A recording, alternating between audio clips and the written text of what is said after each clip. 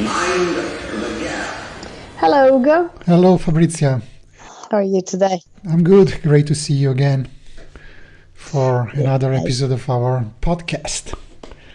closing the gap. We're closing the gap. Slow, Actually, slowly. slowly closing the gap. We're actually finding tons of more gaps. I know, I know. I mean, we do an episode, and this episode spurs a number of tangents and things. Oh, we should talk about this in the next episode, and so on. I think we will have infinite material to go on Yes. with this for years. It's what was that thing? There's a law of physics whereby I can't remember what it was, what it's about. You know, you measure, you can never reach a place because if in a certain time you go up to half, Oh, yeah, yeah. you cover half the distance and then half the distance and half the distance is always going to be half the distance It's and you will never actually reach. There's always be a gap. I think that's what we're doing. It was a Greek philosopher. Yeah. He was making this metaphor, you call it a metaphor, of Achilles and the turtle. That's And he it. says that the turtle starts ahead, but it's very slow. So Achilles will eventually catch up. There's a paradox here, because before Achilles needs to reach the turtle, it needs to go halfway through that distance, and meanwhile the turtle has gone a little bit more, and then Achilles needs to go halfway the new distance between him and the turtle, and that space that Yeah. Achilles has to run every time keeps getting smaller, but it will never get down to zero. Yeah. I think Yeah. this was Fascinating. I don't know exactly when this guy Zenon came with this. It was maybe 200 years BCE, and then it took about 1800 years before mathematicians came out with calculus and a solution to this paradox. Yeah, I find it fascinating. So, but it's absolutely true. We are actually closing gaps and opening up new gaps all the time. Here we go. Anyway, today is quite a nice podcast 'cause it's about you tell it. You tell it. Okay, so we wanted to talk about personal projects. The idea was that we talked about this, we quoted David Bowie saying, never play to the gallery. The fact that you need to never work for other people in what you do. And remember that the reason you initially started working was that there was something inside yourself that you felt that you could manifest in some way. So Yes. work around, do what you love, essentially. And when people have, maybe they have photography as a job and they need to work for clients, so they need to do what the clients love in a way. So this sometimes can be limiting a little bit. Or people have other jobs and they want to take on photography as a hobby or as a side gig. So what's the best way to create work that will resonate with people is not to play to the gallery, but to create something that is personal, that is for yourself, right? Yes.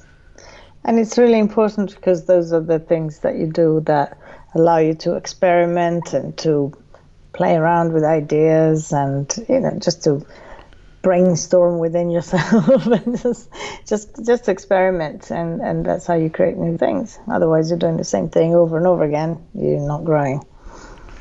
Yeah, I'm kind of lucky from this point of view because I mean everything I do, every photography that I do is typically for a personal project.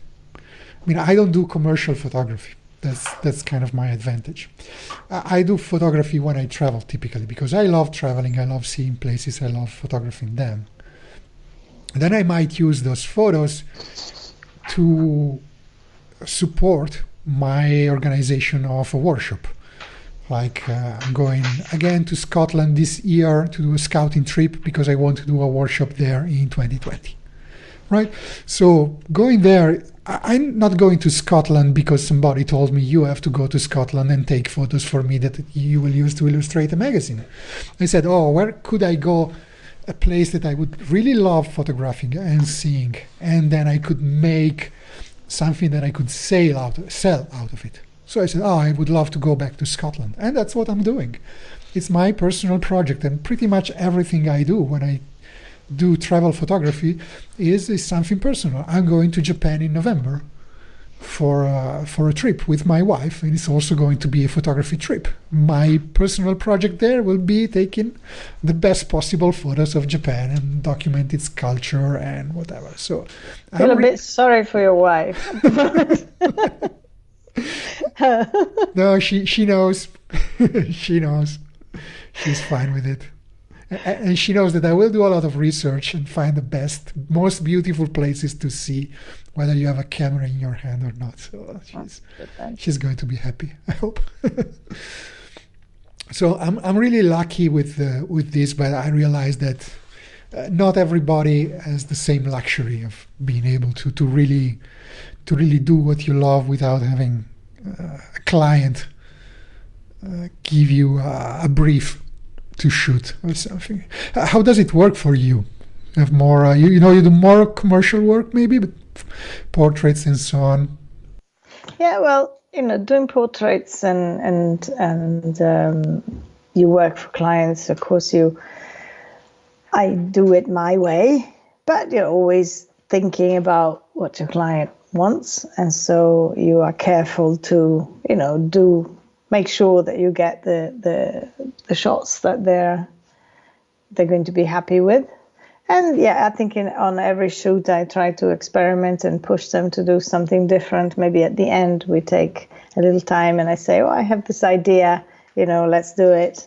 And they usually like it. So that's something that I try to weave into all of my jobs. But personal projects are about, totally different things. I like street photography, I like urban photography, I like a lot of photographing like local things, like some holiday celebrations, the carnival, for instance, in Venice, that the equivalent that we have over there in Austria. Or when the cows come home, we actually have a thing when the cows come home and they put flowers on them and they come down the mountains and it's really beautiful. Everybody's wearing their costumes, and to me those are things that I love people. So of course nobody's paying me to do that kind of thing, but actually that photographing that kind of thing, and here is where it ties in with what we were talking about last time, about going to the next level, how to be visible, how to get people to know you locally, especially. I started photographing these things locally, then I would contact the local council or the local magazine and things like that, and allow them to put a link to these photos for whoever wanted to see them or download them. Especially at the beginning, it was something I was just giveaway, and so the whole area, all the villages around me, in a very short time. That and working with the school, doing some personal projects with the local school when my daughter was going to, that kind of put my name on the map. Within a few months, everybody knew a photographer was. I was doing that and what I was doing, and that made me visible and kind of famous around the area. You don't always have to work for free. You don't always have to give away the images, but I like to do that with the local people every now and then when there's something interesting, because then they also give me permission to go and shoot things that you normally don't have permission to shoot, different places behind the scenes, or some areas that are close to the public, or not the public can only go there, and I can go in and out and everywhere because I have, this relationship with whoever it is that's organizing it. So I like to photograph music events. I went to photograph the biggest prog rock festival last September in Italy, and I'll go again this year. And it's not because they paid me, but because I just wanted to do my own project on it. And so that was, and that's fantastic because I don't have to go there and take photos of the artists on stage as they sing. I don't care about that. There's a stream of photographers in front of the stage doing that. I can go and shoot something else, something that is more hidden away and something that is more meaningful to me. The story behind it. Like behind the scenes. Yeah, all of that. So that allows you to do different things and to do the things that you really love, because you don't do it for anybody but yourself. And you do it, nobody's paying you, and you don't owe anyone anything. It's my thing. So, but the fact that you do it for yourself, you do because you love that thing, doesn't mean that you have to keep it to yourself, right? You don't. No, absolutely. And actually it gives you a lot of visibility, because now they're making a book, because this festival was the 10th year that they were doing it. And it's the second biggest prog rock festival in Europe. So it's really important. People come from all over the place. I met amazing people, amazing musicians and stuff. So huge connections. And they're going to make a book because it was the 10th year. So they're going to be using some of these photos. And it's big visibility as well. I did a project on the refugees 2 years ago, because it was something I was passionate about. And I wanted to have my own spin on it, and not take the usual photos that everybody else was taking. I wanted to do something very different. And so I went and worked with a charity that was working with them.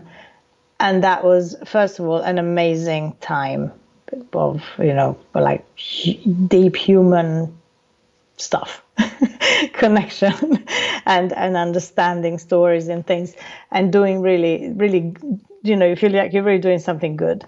And at the same time, then, a lot of people were talking about it. I helped that charity with images that they needed. And it's also, again, big visibility, and it kind of, just the things that make you feel wonderful doing them, and then really help people at the end of it. Social projects, I think, are one of the best ways to, if you find something that you really care about, social projects are a way when we can really help with photography. And we don't think about that, maybe. Are your ideas for personal projects something that just spontaneously comes to you, or do you spend some time thinking about what you might possibly do and so on? I'm asking because I have a ton of ideas for potential projects. The last one would be to photograph artists in their studios, which is one of the hundreds of projects that I thought about, and I memorized or made a little note about I would like to do this and never get down to actually do it. So what's your process there, if you have any? I have a lot of ideas as well. I see something, I think of something and go like, oh, it'd be great to do this, be great to do that. Then some things are easier to do and some things are more difficult to do, because unless you're surrounded by artists who live within 50 kilometers of your house, it's difficult to go and photograph people in their own homes, because it takes time, money, effort, and all of that. So those are bigger projects that are not necessarily doable. Yes, they are doable, but they need more planning and funding and all that. So it's and some of the things can be very simple, like photographing a series of things that you just want to make a series of things of. For instance, I have a tree right in front of my house, which is in the middle of a field. It's a cherry tree, and it has a very specific shape. And it's right there, and it feels like that when we're seeing it every morning. That's in Austria when I look out the window. And this tree changes completely, through the seasons and through, because it absolutely gets bare in winter, and then there's snow on it, and then there's leaves and it's green, and then summer there's cherries, and then it's really bushy, and then it goes yellow and gold and red. And I have like probably 100 photos of this tree that I never published, but it's my own project. It's like it's the tree. And this tree changes all the time, and I love it. It's just a picture of a tree taken from my balcony, zero effort, with a long lens. I just have this square picture of the tree in all kinds of light, morning, night, evening, sunset, summer, winter, all of that. It's just a tree. It's nothing, But eventually, if I put them all together and printed them in some kind of artistic way. I could even have an exhibition on this tree because I have so many, and some of them are so beautiful. And also through the years, it changed a bit. It's grown, so you can see the difference in, I would have to fish them all out, put it together, create the project out, but I have the building blocks of it. It's just, that was the easiest. It won't be the easiest thing to put together as a project to put out there, but it's been the easiest to shoot, obviously, because it's absolutely no effort whatsoever. So it's just the idea that matters sometimes. It doesn't have to be difficult. It doesn't have to be expensive. I'd like to see a little time-lapse video of those photos. Yeah, now actually most of them are at home, so I won't be home until April. But if you remind me then, I'll fish them out, because sure. I tag them 3 every time, so I can fish them out of Lightroom. And it's actually nice. I hadn't thought about that before. Maybe it's time I do something with it. There you go. How do you deal with that nagging voice in your head, your critic that says, okay, this project is not good enough, I'm just going to throw it away and start over? If that ever happens to you, you might be healed. It does happen, and especially, and that's the danger of when you shoot something, when you do a project, when you work on a project, the moment you are doing it, do it, finish it, and throw it out there. Because I am guilty of this. One of the projects that I did, for instance, about the refugees, I didn't publish part of it, the main part of it, actually. So I did their portraits and things, but my idea, and I'll tell you quickly, was that I was fed up with seeing these refugees as poor and people who came and, wanted to take our benefits and our homes and our jobs and things, because they were all, criminals and stuff. And I know people had different ideas about that, but this was the time when they had blocked the Austrian border. These people were out in the snow between Greece and, when they came up from there, and it was like a huge mess at the time. And there was this, everybody's okay about seeing a picture of, women and babies, suffering and all that. And, their heart is broken. But the men, nobody wants the men, right? But these guys, they're not criminals. I mean, one is a doctor or a chef or a student or an engineer. These people they came out of Syria or Afghanistan. And so to me, I wanted them to look like the potential that they had. So we did a fashion shoot using these men, these guys, as models, and to show that they were just like us. They are exactly like us, actually. Some of them were really good looking. So but they had been through awful stories, the awful stories they told. And that was the first time that they felt, I had a stylist, I had someone to help. And so we gathered like clothes for them, we dressed them, we took them out, and they were all helping. I had 1,000 assistants that day. We shot 16. And it was incredible. It was the first time that everybody took care of them, looked at them as men worthy of anything. And they were, some were crying for that. It was unbelievable. It was just unbelievable. But anyway, the long story short is that I didn't publish it right away because it was very controversial. And I waited, and most of this has not been published. And now it's 2 years later. And I look back and I think if I did it now, I'd do it completely different. Now it's not as good as I am a better photographer, obviously. And so if you don't publish it immediately, it's really hard to publish it later because you don't feel it's good enough, because you've grown in the meantime. So even if I'm thinking about this, I'm thinking I will have to, now that I've talked about it, throw it out there, whichever way it is, because it is meaningful for me and it is important. But I know that I'll cringe and say, oh, I know it will be criticized because it's not good enough, but it doesn't matter. It doesn't matter. But the trick is do it, finish it, publish it. Because if you wait, it will not see the light of day until you pull yourself by the hair like I'm doing now, probably do it. Great. Hold me to it. Great story. We want to see it. We'll put a link to that project in the show notes for this episode. I think that may also be in April because Okay. I don't know if I have it here. But anyway. Yeah, might be some time. One of the future episodes. No, but I may. I'll look for it. Yeah. Yeah. No, anyway, yeah. One of the most successful, if I may say so, personal projects I did was when I started with the plan of taking a photo, actually of publishing at least one photo of a stranger every day. Somebody that I would find on the street and ask to take the portrait and ask to and publish their photo. I didn't always take a photo every day, but I was determined to publish a photo every day. So sometimes I would go out and I would manage to take 3 photos of people, and then because maybe that day after I could not go out or something. But anyway, I went on for about more than 150 portraits. I think I started publishing them on Flickr. So I had 150 photos on Flickr for this with this album of strangers, and it was a great experience because I was really kind of introvert and always thought it would be impossible for me to find somebody on the street, a complete stranger, and ask, "Can I take your photo?" And I would be perceived as somebody, a creep or something really weird. And what would they think of me?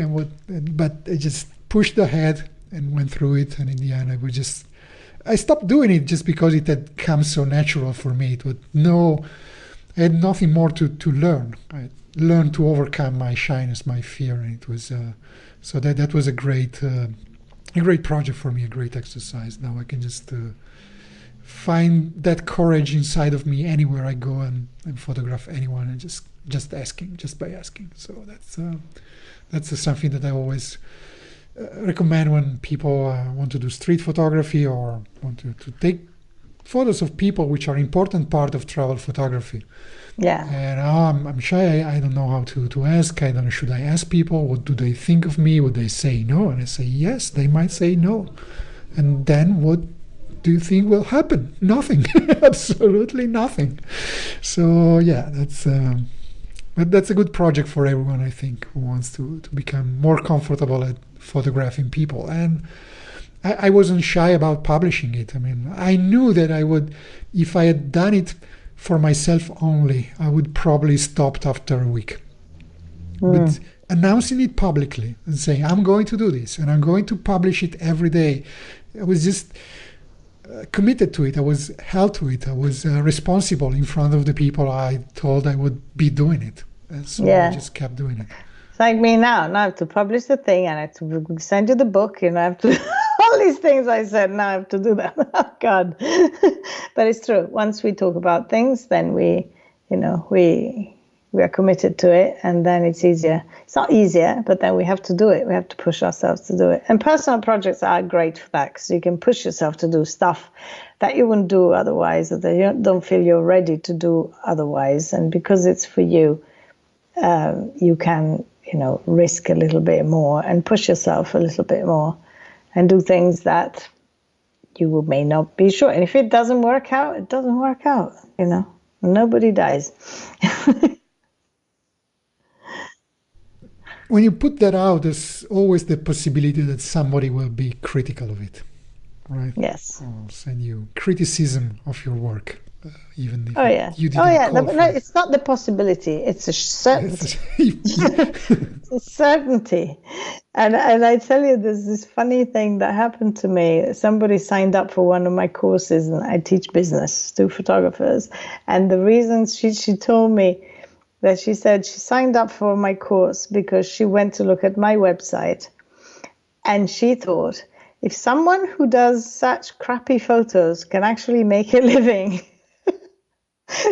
she must be doing something right on the business side. And that's her motivation for joining my course. And I thought, okay, brilliant. You can't be everybody's cup of tea. But I loved her candor, and the way she came up with it was just great. So yeah, there will be people criticize your work. and that's all right. I criticize other people's work, and that's all right. I don't like everybody's work. Do we?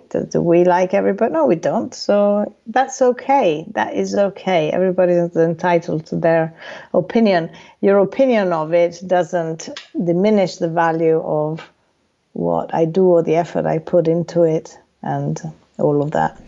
Yeah, I feel like we should do an episode about how to deal with critics. Yes. One on these days. perfectionism and one on how to deal with critics. Yeah. Every podcast spawns a whole series of other podcasts. Yeah, and of course, we also want to hear from people. I'd like to hear from listeners, not viewers. What are the projects that they did that they had to push themselves a bit out of their comfort zone to do, and what was the result at the end of it? What did they feel like? What happened? It's nice to hear the stories. Yeah, if I may add one more thing is that I think even if it's a personal project, and it's okay to be relaxed when you're doing it, but I don't think it's okay to be sloppy. I mean, you should always put all of your heart in it and try to create the best possible photos, at least within the confines of that specific project, right? I mean, if you're not being a perfectionist doesn't mean being sloppy. Yeah. You're doing your best work and you just put it out there. You don't keep, thinking it's never good enough, because it will never be perfect. We need to, deal with that. Perfectionism is really insecurity, and it's an excuse not to put your work out there. That's basically what it is. Good. So I'll reiterate your suggestions that listeners here leave us a comment. You can use the little button that is beneath this episode at closingthegap.live. Just record your voice, send your questions, maybe tell us what personal projects you did in the past, or maybe what personal projects this episode has inspired you to do starting tomorrow. Yes. And then start doing it. Don't. Yeah, and link the ones you've done if you publish them, or publish the ones you've done and send us a link. And if you're just starting, tell us about it and keep us posted, and we'll follow it. Good. Be nice. So Good. We'll be back with another episode next week. It's been great talking to you again. And all the best. Let's get out, take some photos. Yeah. Bye-bye. Bye. Bye-bye. Happy trips. You too.